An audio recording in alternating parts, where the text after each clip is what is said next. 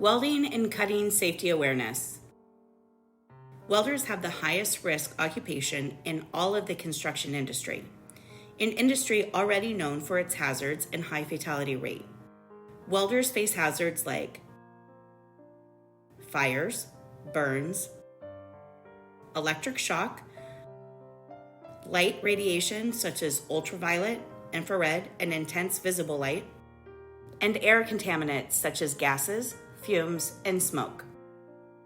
There are numerous health hazards associated with exposure to fumes, gases, and ionizing radiation formed or released during welding and cutting, including heavy metal poisoning, lung cancer. To learn more, watch the full video.